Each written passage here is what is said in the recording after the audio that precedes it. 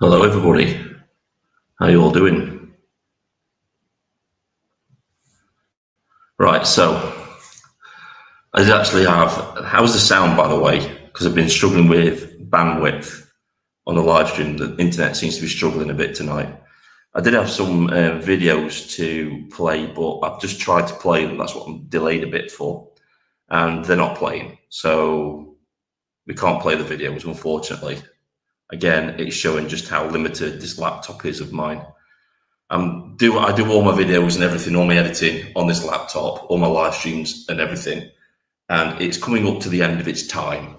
I got a message from Microsoft the other day that it's no longer going to be functioning. It won't function on the new Windows system at all. So it's on its way out of this laptop. So yeah, my editing software just decided not to work on this laptop as well. I just did the recent update and it said the graphics cards within it are not up to spec anymore. So I'm going to have to look at alternatives for editing as well at the minute. But that's beside the point. Right, so the Reform Party are in political conflict. I was going to play the video where Nigel Farage did his bit on GB News where he basically just smoothed over what Sarah Poachin said in Parliament today about banning the burqa, and he just went about it in a roundabout way. They didn't make it about religion. Neither of them made it about religion. I noticed that. If you notice what Sarah Poachin said in Parliament, she just brought up it was that people wearing face coverings were a security issue. She didn't bring up anything about the Muslim women being suppressed by Islam, and that's why it should be banned. She concentrated on it being a security risk. Nigel Farage said the same thing. He said it's about a security risk. Neither of them mentioned anything about its suppressive values within Islam and how it goes against women's rights. They didn't even touch upon that at all, which was quite interesting, I found. Right. So, well, and the interesting thing is there seems to be conflict within the party because I'll add this to the stream. So here we've got Basil the Great. What is going on at Reform? The Reform chief whip, who is supposed to make MPs stick to party policy, is backing MP Sarah from Runcorn, which is Sarah Poachin, calling for a ban on the burqa, despite Reform HQ coming out to say this is not party policy. And here we've got Lee Anderson supporting Sarah Poachin in what she said. So this was very, very interesting as well. And then we had this guy came up and he more or less said what everybody's thinking. Reform HQ is run by Zahir Youssef. He's the boss there because all the MPs work in Westminster, not in the party's office in Millbank Tower. Youssef runs it like a ruthless business. Is it a clash between Farage and Youssef imminent? A power struggle? It's interesting, isn't it? It's interesting to see what's actually going on because if you look at the Reform Party on the face of it, they portray this image of they're solid, they're a firm, cohesive force. When behind the scenes, that is just simply not the case. It's not the case at all, is it? You've only got to look at how all the branches respond to the HQ. The branches don't like the HQ. The HQ is making policy and saying policy is a policy that the parliamentary MPs are saying is policy. They don't have a clue what the hell they're doing because there's no cohesion. There's no cohesive policy. They have no structure. And this is what Ben Habib and Rupert Lowe were talking about. This is what they wanted to see within the Reform Party. Structure. People, spokespeople who could be potential cabinet ministers speaking about specific subjects and only those people talking about it. That way you're consistent.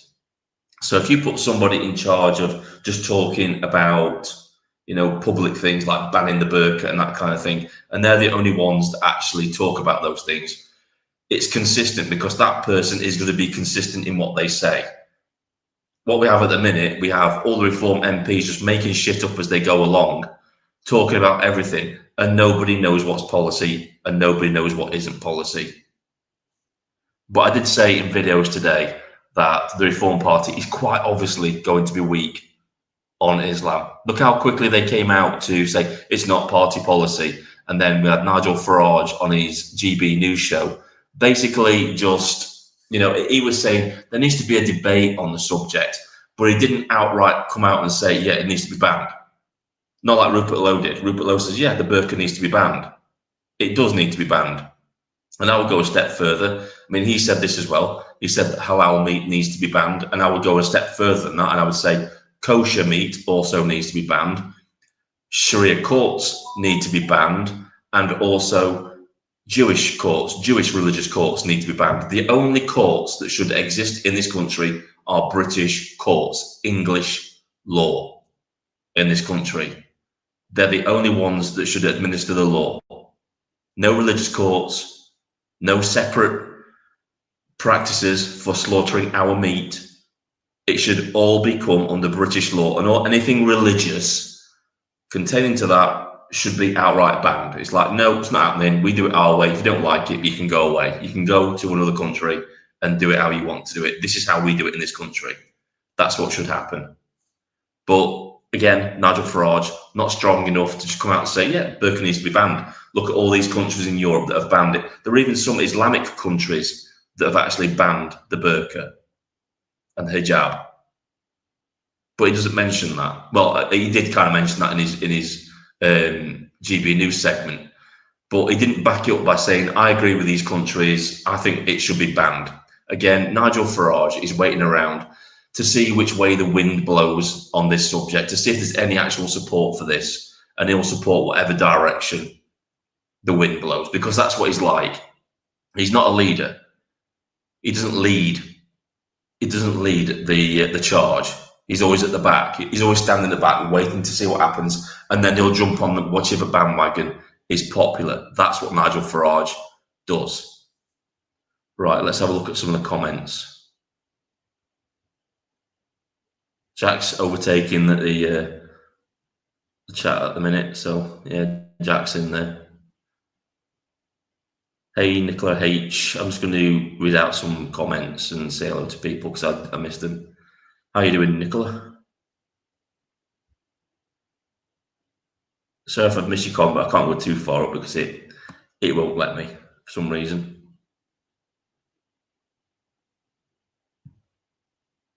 Right, so let's take a look at this one. Petition, prohibit the wearing of full face coverings in public spaces. I've covered this before in other live streams. Petitions don't do anything. Government could just choose to ignore them. That is just to give you the illusion that you've got some kind of control in government.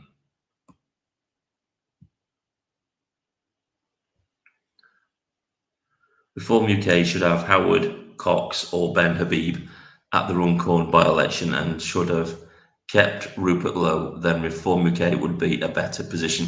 It's never going to happen while Nigel Farage is in charge. Wherever you've got Nigel Farage in charge and Zahir Yousaf, they're not going to allow anybody in that party to be more popular than they are. But we've seen it already.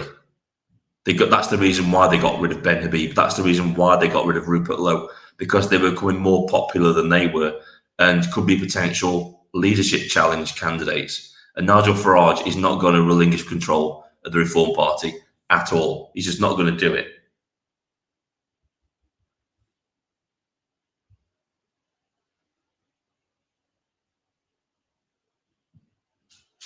Yeah, I don't think it'll go that far, Alex. I don't think it'll happen.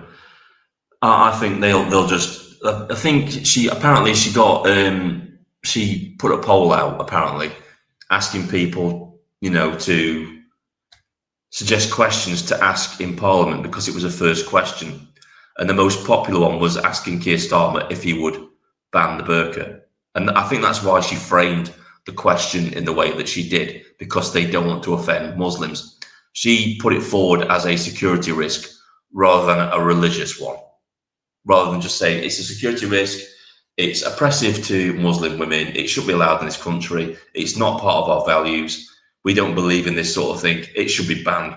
and basically do what all the other European countries have done when they've banned the burqa. Be strong about it, but they don't have the backbone to do it. They just don't have the backbone, unfortunately. Right, this has got to be the most stupidest fucking thing you've ever said, Scooby Patchy do. All right, because you have a choice whether you want to wear a hat or a scarf or anything like that. I'm glad you brought this up because this highlights how stupid this line of question actually is, right? Because what a lot of people don't take in consideration, and I've had all the Labour MPs today making similar arguments about this sort of thing, saying why should government dictate what people can and cannot wear, which is a similar argument to what Scooby Dopey Doo's making here. Basically, what they don't take into consideration is the communities, is the religious communities, is that Muslim women in this country don't have the freedom to say no. If they say no to wearing the burqa or the hijab, they're shunned. They are shunned from their community. They are kicked out of their community. There are literally Iranian women in Iran under the penalty of death and torture, taking off their burqas and hijabs in defiance of religious oppression. They're doing that right now. And you've got fucking morons like Scooby Dopey Doo here who just don't see that. Absolute morons. Don't see it. Thick as pig shit. Absolutely thick as pig shit, as many of the Labour MPs actually are. Dopey twats who don't see the oppression part of it within these communities. Oh, well, they've got freedom to wear it if they don't. No, they haven't. No, they haven't. If they sometimes if they take the burqa off or the hijab and refuse to wear it, have you ever heard of honor killings where they say, "Oh, I'm going to take you on a nice little holiday to Pakistan," and then they never return because they've either been stabbed or stoned to death because they've gone against Islamic law? Ever heard of that? Scooby Dopey Doo.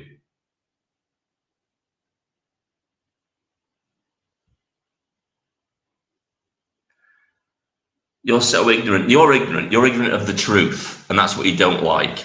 You're ignorant of the truth. You're a dopey fucker. You really are a dopey fucker. You think you're intelligent, but you're not. You're as thick as pig shit. You really are.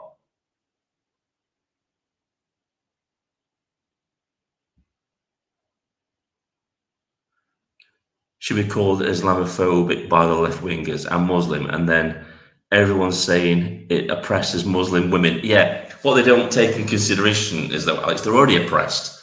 Muslim women are already oppressed. They don't get a choice. And it's amazing. I said this in the video today. It's amazing to me. We have all these feminists getting on their little soapboxes, barking on about how they're oppressed by the patriarchy, yet they allow the biggest patriarchy in this country, which is Islam, to just totally oppress their women. Don't utter a word about it. Don't utter a word about it. How many feminists have you seen getting on and promoting the women in Iran who are standing against religious oppression, taking off the hijabs? These women are taken into little rooms. They are tortured and murdered. Tortured and murdered because they don't wear a piece of cloth on their head. That's how backward these people are.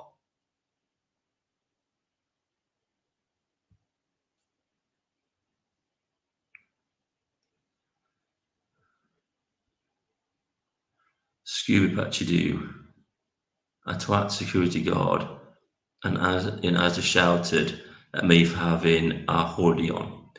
But he managed to duck when I chucked the basket at him because there were loads in there with burqas on. Exactly.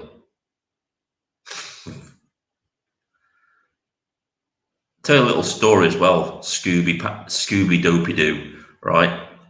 When I was out in Iraq, the insurgents used to hide in burqas. The insurgents would disguise themselves as women in burqas. That's what they do. So yeah, it's a security risk. You don't know who's under that burqa, for starters. You don't know what they're carrying. Some of them completely cover their entire body, so you can't see if they're carrying any weapons or anything like that. So it is a security risk as well. If you're going to ask somebody to take their motorbike helmet off when they go into a bank, then what's the difference in a burqa? What's the difference?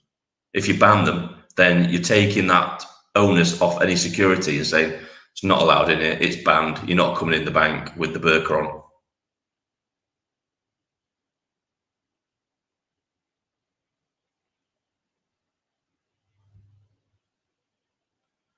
We've had criminal escape from court. You could ever put a burqa on exactly.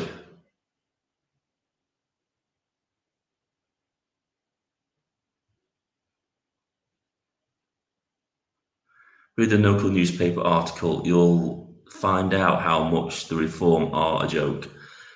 They don't know how to run a council. Yeah, exactly. They got into power and they don't know the ins and outs of how to actually run a council. It's amazing.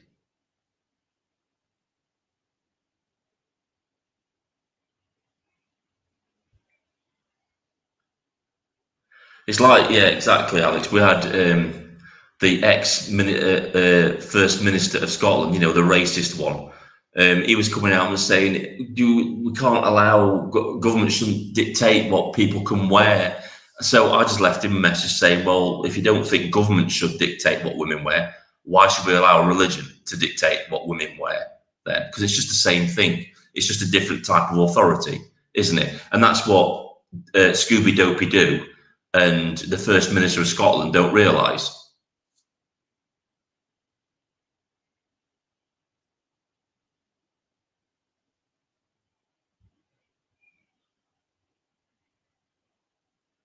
If someone was on the run, a burqa would be handy. Exactly. It's not just that, when we were out in Iraq and we saw a group of them coming towards us with burqas on, it was a concern because you don't know if they've got suicide vests on underneath that.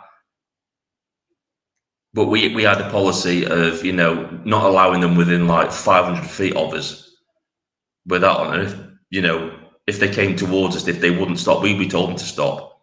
We gave them warning shots like, yeah, don't come near us. Because if you get within, you know, detonation distance, we'll probably take action against you. You need to, and to be honest with you, it was common knowledge that, don't go near them because they will, if you go near them with a burqa on, they'll most likely open fire on you. Especially when they've been told not to. Yeah, you don't go near them. And that was from the village elders. Is like, yeah, you don't go near these people. Don't interact with them. Stay away from them. We were told to treat it like somebody running a checkpoint. And obviously, I can't speak for the army how they would treat it because I was private security. But that's how we were briefed to treat it. Treat it as though somebody's breaching a checkpoint. You give them a warning. Say, yeah, don't come near me. If they refuse to, then you got to do your thing.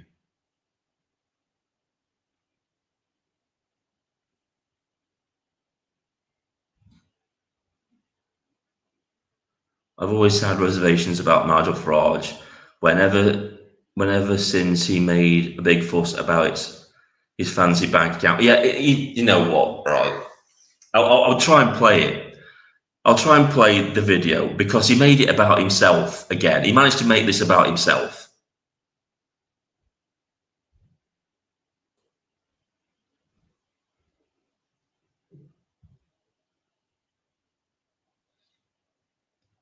No, I didn't see that, Steve. No, I didn't see that at all. But he was lucky he was in this country because if he'd have done that in Iraq, anywhere near one of us, then he wouldn't have been living, unfortunately. I'll see if I can play this video. It might play. I don't know. I was having trouble with it earlier. It's only a short one, but it was like you might be able to hear the audio, if only that. We'll try and play it.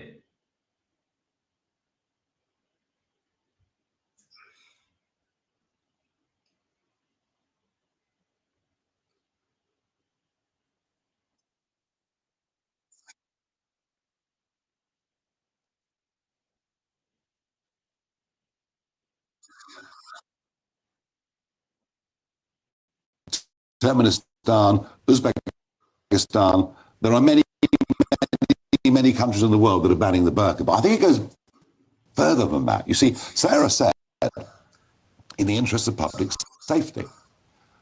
I was in Aberdeen on Monday. There was a mob there to meet me, an organisation called Antifa, and half of them had complete face coverings on, so they would be unidentifiable. I don't think face coverings...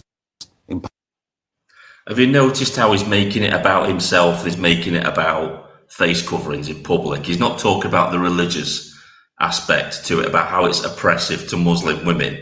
He's trying to make it all about security. So basically, he knows there's going to be a bit of a backlash in the press and from other MPs in Parliament. If you watch when Sarah Poaching actually suggested to Keir Starmer that there should be a burqa ban, that the majority of Parliament was like, oh no, we can't do that.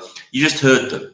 You just know they're all bought and paid for, and they're all just like appeasing the Muslim vote in Parliament. We're just, our Parliament, I mean, we're just so screwed because they're all bought and paid for. They're all Muslim appeasers. They really are. I should try and play this from the beginning. We'll try and play it from the beginning. We deserve.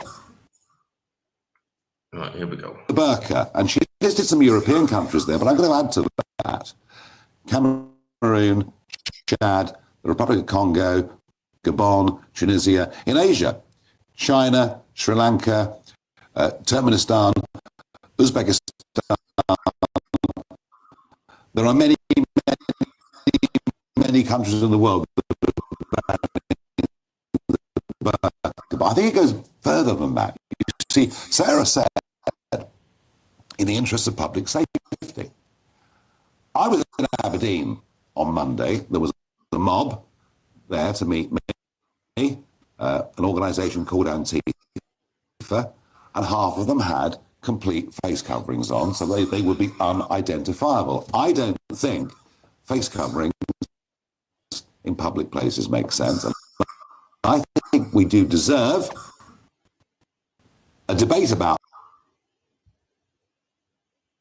Right, do you see how he's changed tack there? Do you see how he's changed the nature of the question? He's changed it from banning the burqa to being about face coverings in public for everybody.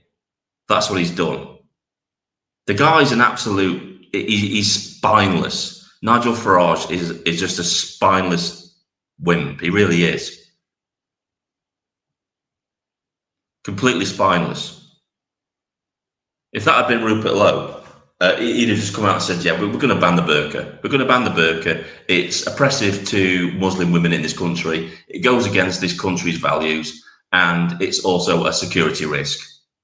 That's strength. That's what we need in a leader. We need strength, not somebody that flip-flops around and just goes the way the wind is blowing regarding public opinion. That's not a leader. You don't need a leader like that in Parliament. You don't need a leader like that running the country. You need somebody that's decisive, somebody that's leading the way. And that isn't Nigel Farage. He's just not a leader. The guy's not a leader. He's a very good speaker, like Boris Johnson, but neither of those two were good leaders. They just weren't. They're weak. Exactly, Steve.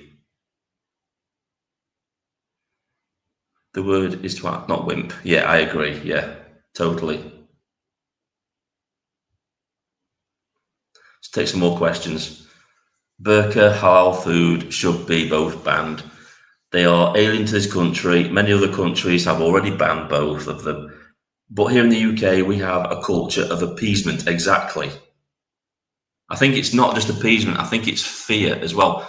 Many of our leaders, and I'll use that term very loosely, leaders, fear what the Muslims will do if we ban things. If we ban the burqa, would they kick off? Would they riot? And that would force them to take action against them. And it goes against their ideology. It goes against their far left ideology, because then they would be cracking down on what they see as a minority group. And it would go totally against what they believe. They're dogmatic. It's like a cult, the far left. Get rid of that on the screen. Yeah, I think he gets on a lot of people's nerves, to be honest with you.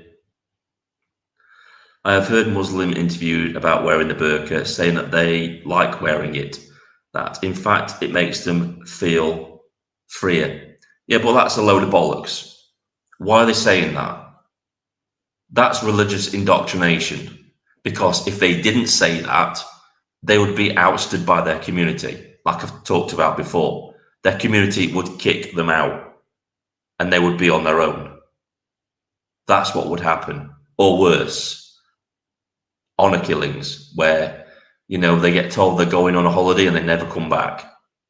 And that's not a good thing because they're either stoned to death or they're murdered.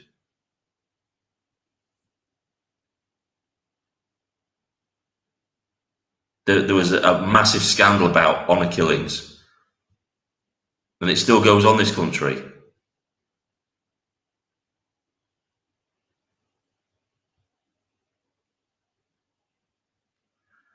Nigel will never understand that no matter how much appeasement, the globalists will always go after him. Exactly.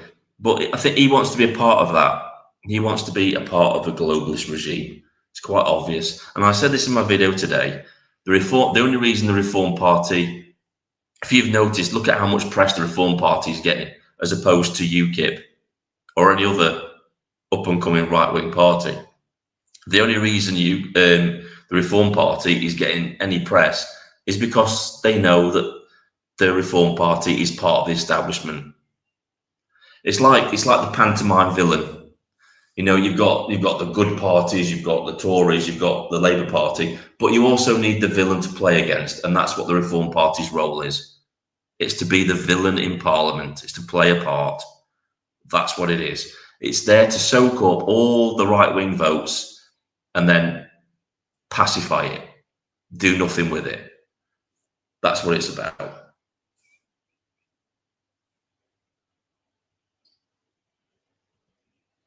We'll get down to other people's comments. I'm just looking at all the comments that are relevant to the subject we're talking about now. A lot of Muslims will be very deceitful and secret about what they truly believe under a practice. No, yeah, exactly. We all know that under Islam, they're allowed to lie to non-believers to promote Islam. They're literally allowed to lie. And that's what you're talking about here.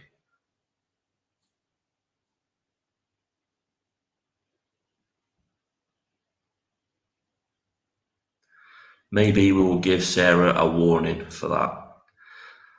I think there's conflict. I think there's a deep-rooted conflict within the party itself, Nicola. I really think there is. I think there's more going on behind the scenes than we'll ever know, to be honest with you. So Lee Anderson's been very, very quiet lately, hasn't he? Very quiet.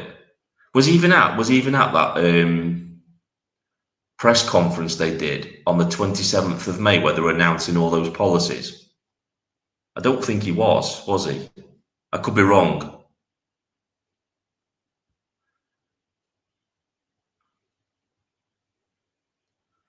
Or are they actually feel safer with it because the men in their culture have little frigging impulse control that it feels better to be under a protective safety blanket? They don't let that kid you. Trust me, don't let that kid you. These people still rape those women and mistreat those women, whether they wear the burqa or not. I've lived in an Islamic country for 5 years, and trust me, it makes no difference. There were still women walking around that were being raped, even though they were wearing their burqas and their hijabs. It was still going on. So no, it wouldn't make a blind bit of difference. They just use that as an excuse. They use low import. Oh, you have to wear a full covering because we can't control ourselves. They're just animals.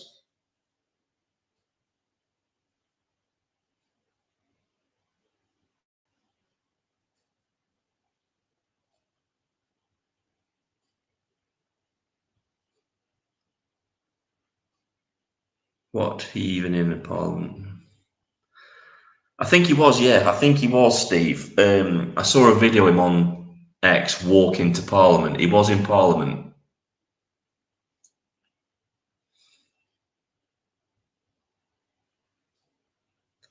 Lee Anderson wasn't at the rally in Scotland. All I saw was just Farage and Tice. I can understand that because they're senior figures within the party. And I guess Lee Anderson was down in London. They can't always all be together at the same time. I get that.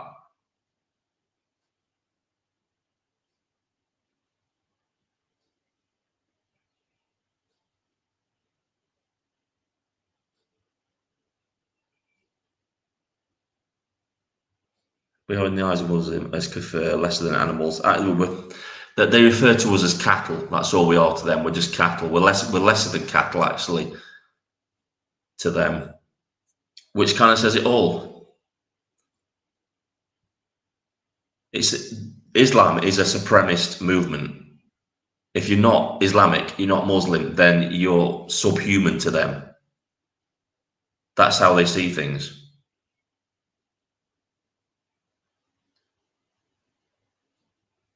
Yes, Tommy is in court tomorrow. Wish him all the best. Good luck with that.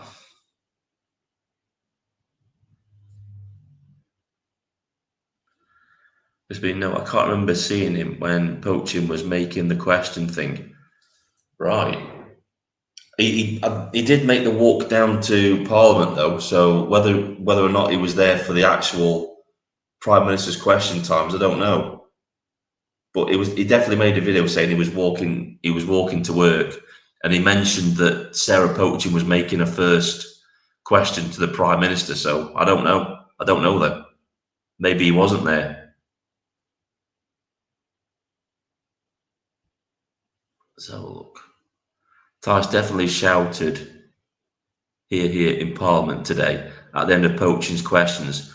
So didn't the Deputy Reform Leader know their Burka policy either? Exactly. It seems there's a disconnect between Reform HQ, the parliamentary party, and the branches. It seems there's three separate entities that make up the Reform Party. It's not one cohesive force. And that's all down to Nigel Farage because he centralises power around himself rather than delegating individuals power so they can get jobs done. He has to do it himself. This is why policy is flip-flopping all the time because nobody knows what policy is. And this was an interesting thing, right? Somebody brought this up on Twitter, and I agree with it, right?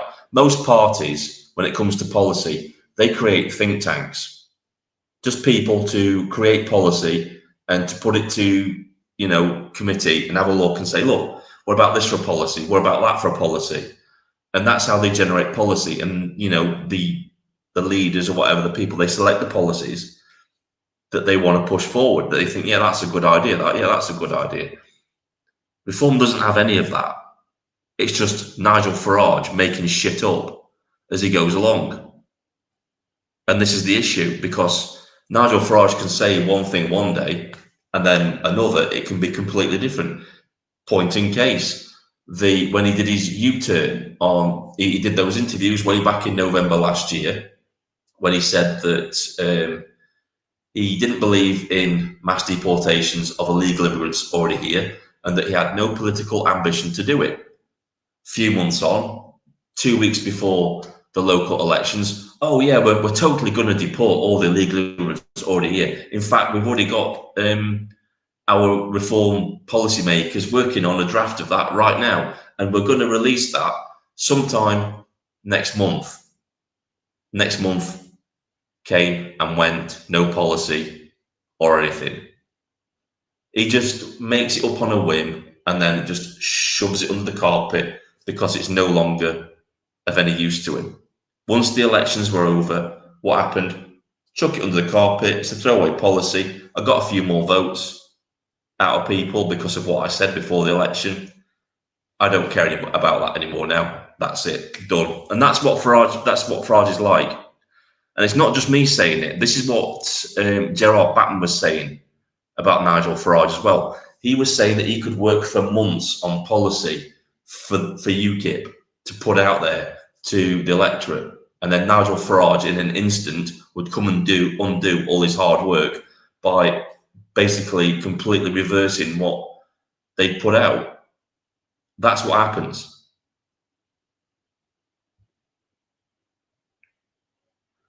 Yes, but the policy writers couldn't find their crayons exactly, Steve. Yeah, they haven't got any. They haven't got any policy makers, have they? Do you really think Nigel Farage would trust anybody to make policy other than himself? When Zai Yusuf comes out and said, "Oh yeah, our policy workers are totally working on policy," no, they're not. They don't exist. It was the same thing with the party constitution.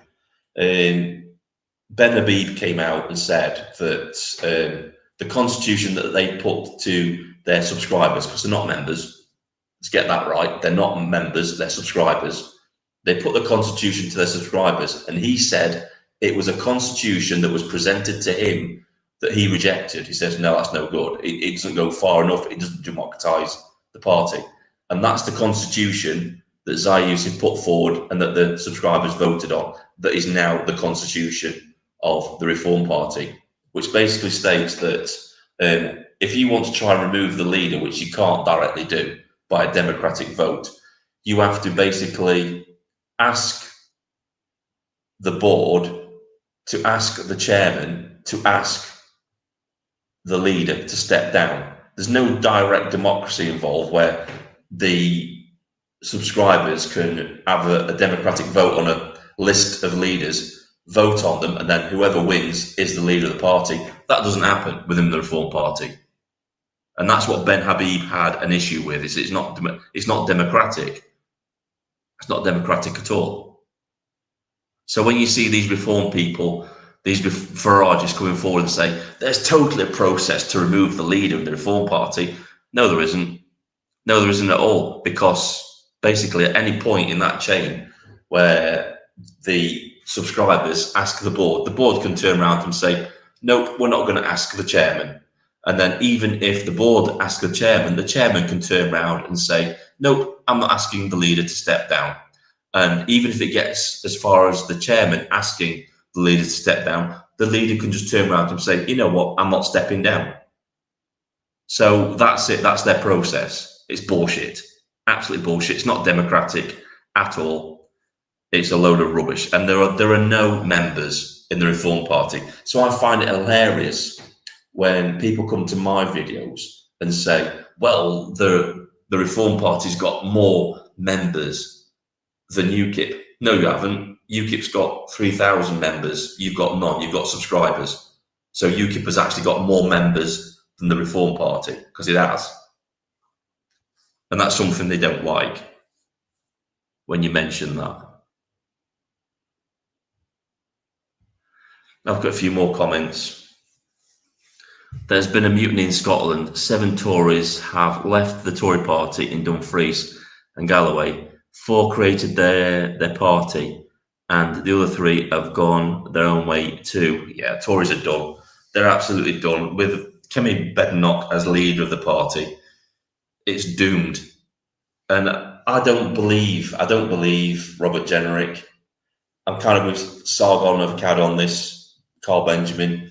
I think, again, he's just telling people what they want to hear.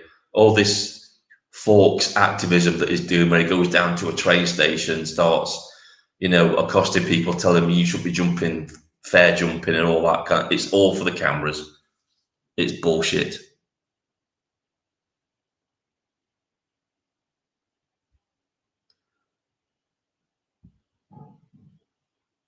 All parties, all politicians exist to maintain the machine, aka remove liberty, law, and steal money, taxation. Can't vote your way out of tyranny. Democracy is a lie used to control plebs. Totally agree. Totally agree with that, Luke. And that's where we are right now.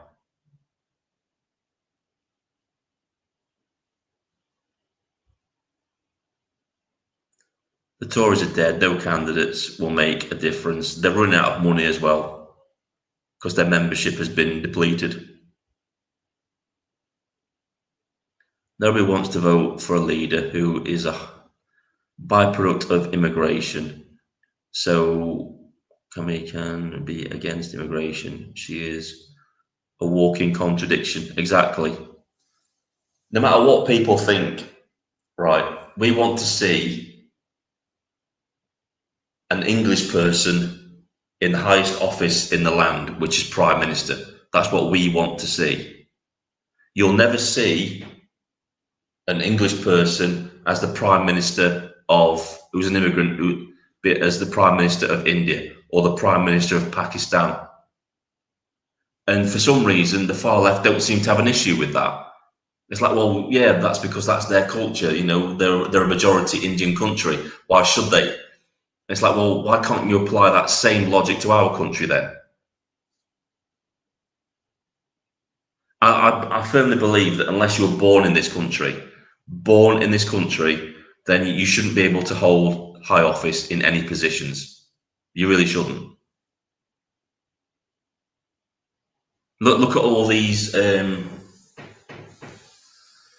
independent Muslims that we have in Parliament now. Are they actually fighting for their constituencies, or are they just pushing forward their own agendas? Look at how they're always talking about what you're going to do about the Israeli-Palestine conflict. You know, I think it was, I can't remember his name, I can't remember any of their names, but I think it was one of the MPs for Birmingham, and he was talking about going banging on and on and on about the conflict in Israel, between Palestine and Israel. And yet his own constituency in Birmingham is literally piled high with fucking rubbish because of the bin men strike. There are rats running around the streets as big as cats. And all he's concerned with is a war that we shouldn't even be involved in, thousands of miles away. None of these people should be in places of power, in my opinion. They just shouldn't be. And if you put your own personal agenda before that of your constituency, then you should be removed from office. That's what I believe.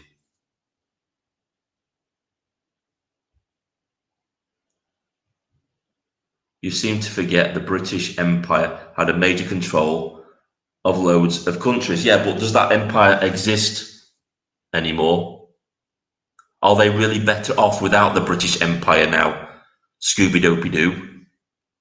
Most of those countries have descended into absolute chaos after the British Empire left.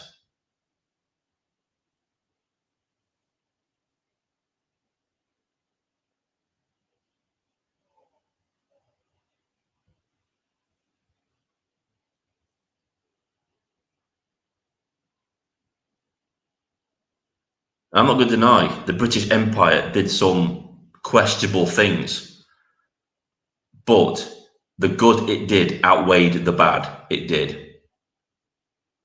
If it wasn't for us, the Indians would still be killing their own people. What is it? What was that thing they were doing? They were killing elderly women for absolutely no reason.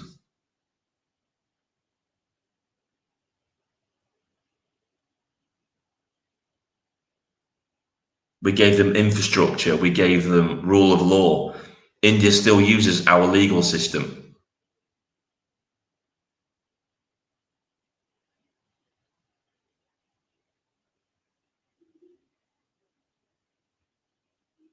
Look at most countries having to use taxpayers' money to use for other countries for schools. If you look at most of the empire, we send most of them aid. Why the hell are we still sending aid to India that has a space program and refuses to look after its own people? It's literally poverty ridden. Rupert Lowe's right. We should just stop all foreign aid totally. And it should be on a case-by-case basis. And he suggested that MPs who want foreign aid should bring their cause into Parliament and it should be voted on, not just given away willingly. I don't understand why Pakistan is getting foreign aid. I don't understand why India is getting foreign aid. They should be made to look after their own people. It's like when you've got a child in your house that refuses to get a job, they'll sponge off you whatever you allow them to do it. And you've got to be cruel to be kind. You've got to say, right, I'm cutting you off. You go out there and you build infrastructure, you make your country better. And they can do it. They just have to spend the money. They just don't want to do it. They'll just, whatever we keep giving them aid, they'll keep taking it and nothing will improve.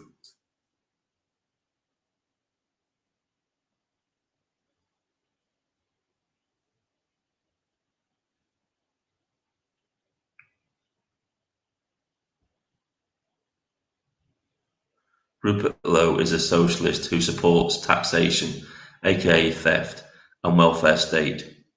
He's an agent of the Matrix. Wakey wakey. Okay, Luke. Yep.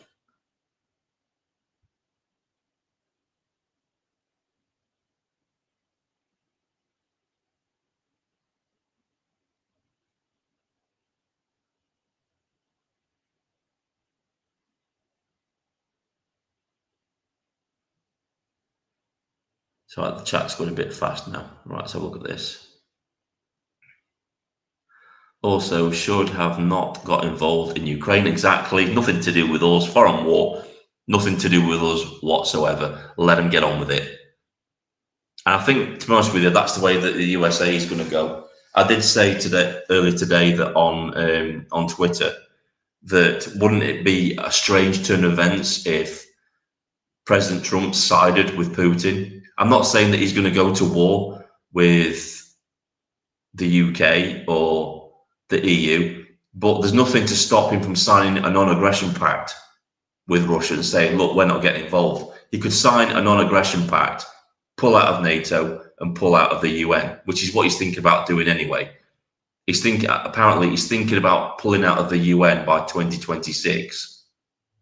He's had enough. He's obviously had enough. He's like, yeah, we've got our own issues to concentrate on. We're not the world police. We're going to concentrate on issues at home. If you want to go to war with Russia, you go and do it on your own.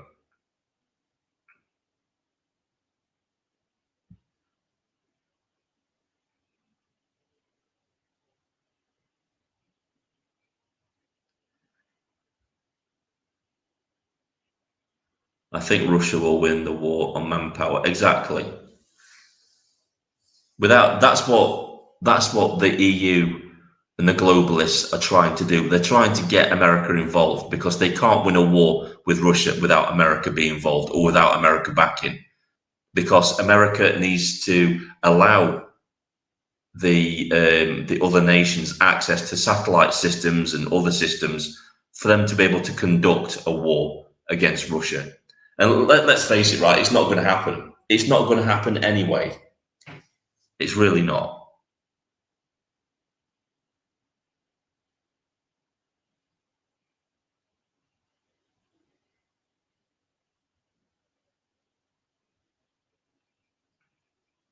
Exactly.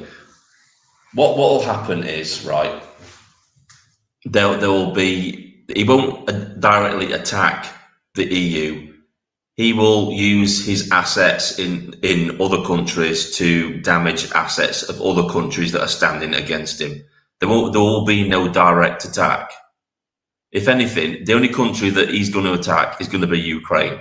He'll flatten it. He'll turn it into Europe's biggest car park as a show of force. I think that's what he'll do. Because he's shown restraint. People say, well, he's losing the war. He's showing restraint because of the history that Ukraine and Russia have. You know, Russia sees Ukrainians as Russian. Well, at least some of them as Russian. The Russian-speaking Ukrainians. And that's why he's been like treating Ukraine with a delicate hand. He could have sent in all of his jets, all of his tanks, all of his artillery. He could have leveled Ukraine by now. He really could have.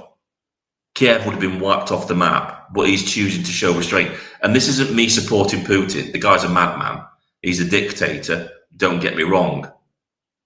But you've got to look at it from other perspectives as well, right? How would we have reacted if we had, say, Russia had gotten involved, and this has been brought up by other people as well, say Russia had got involved in the cartels in Mexico, armed them with all the latest modern equipment, and, you know, decided to put missiles in Mexico, right near America. Do you really think that America wouldn't have had a special operation to remove those systems from Mexico? Of course they would. NATO stopped being a force for good. It's become an expansionist, aggressive force. It's expanded itself up to Russian border, and quite naturally they're getting nervous.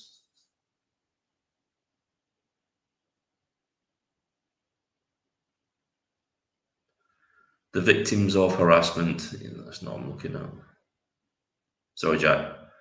The Russian war has nothing to do with us. It doesn't have nothing to do with us at all. I'm disgusted at the propaganda of the British media. They are the lecture about Russian media. Look at pro-war propaganda here in the UK. Exactly. Right. So you would probably believe that the Russians are the aggressors. Oh, well, they invaded Ukraine. But the media forgets to mention the fact that Ukraine broke the Minsk agreements, where they had an agreement with Russia stating that they would leave the Russian-speaking Ukrainians alone. So what happened? They started to artillery shell the Donbass region of Ukraine, where mainly all the Russian-speaking Ukrainians are. They broke the Minsk agreement. Russia kept on saying to them, stop doing it. 20,000 Russian-speaking Ukrainians were killed. So it's basically a genocide within Ukraine. But you would think that Russia was the aggressor, that they started the war. No, they warned Ukraine not to keep doing this to the Russian-speaking Ukrainians who classed themselves as Russian. So Russia went in to help these people out. That's what the special operation was all about. But you think the way that our media is like, Putin's the aggressor, he invaded Ukraine.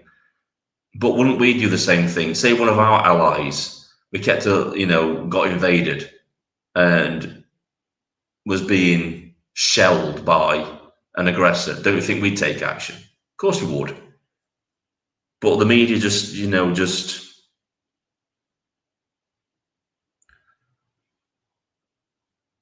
talk about the media telling lies and believe that nukes are real because they tell you.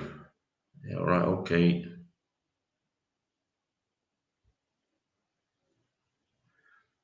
The CIA have been in Ukraine since the 90s. Oliver Stone made two great film documentaries on Ukraine worth a watch. And let's not forget, right, before all this conflict kicked off, our media was basically saying how corrupt Ukraine was. It was one of the most corrupt countries on the planet. It was absolutely the best country they could use for their new money laundering operation, wasn't it? Everything was winding up in Afghanistan. They couldn't use that as their money laundering operation anymore. So they switched to Ukraine. They were giving them billions in aid, which obviously were coming back to them in kickbacks. It was a massive transfer of wealth, a huge transfer of wealth, the Ukrainian war. There was I'll try and find it out. I'll try and do a video about it tomorrow. Some of the weapons that were sold, they weren't sold, they were given to Ukraine, actually turned up on the black market in Mexico. I think some Stinger missiles turned up in Mexico, and there was a big stink about it. About why they're here? They're supposed to be in Ukraine, being used against Russia. So there's lots of stuff going off in that country that we don't know about.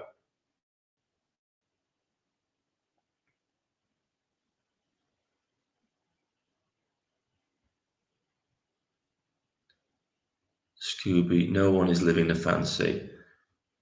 You're the one that's doing that. Russia has had nuclear weapons ever since the 1950s.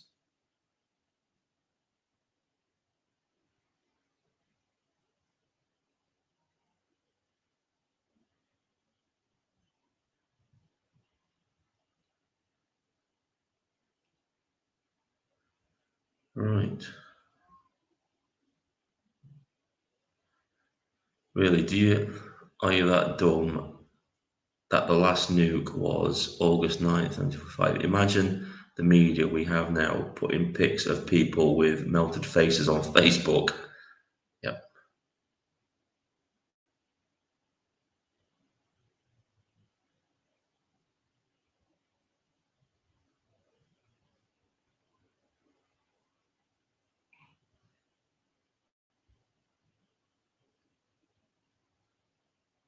One of the biggest examples of when Soviet Union dropped the mother of all bombs. Yeah, it was actually the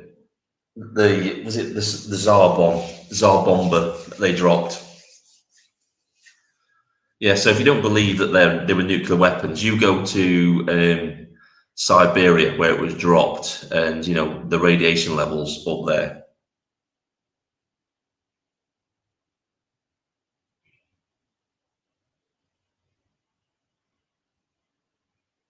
Right, so what we're coming up to, we're coming up to the hour mark. So I think that's it, guys. I think that's all I've got to say on the situation. Got off topic a little bit. We were talking about the Reform Party, and we've somehow got onto Russia, but there you go. That's how these things work out. But yeah, there's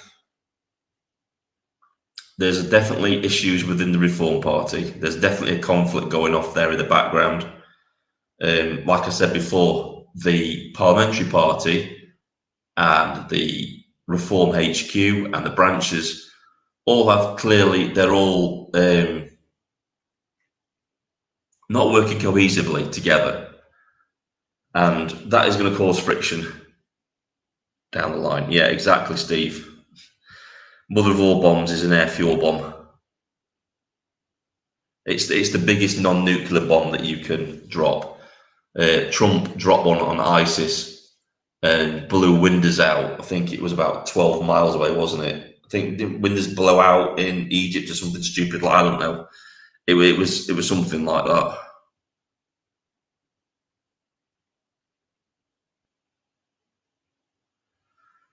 Right, late chat seems heavy. It's very heavy today.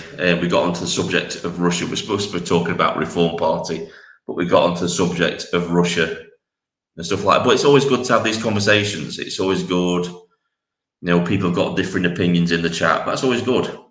It's how things get brought out to the open. Chat. Turkey. Yeah, they dropped the bomb and it like blew windows out in Turkey. That was it.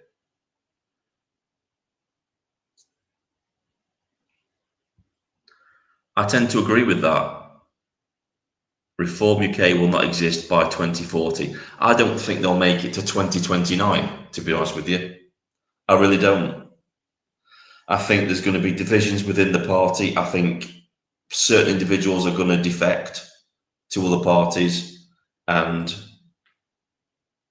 some will become independents.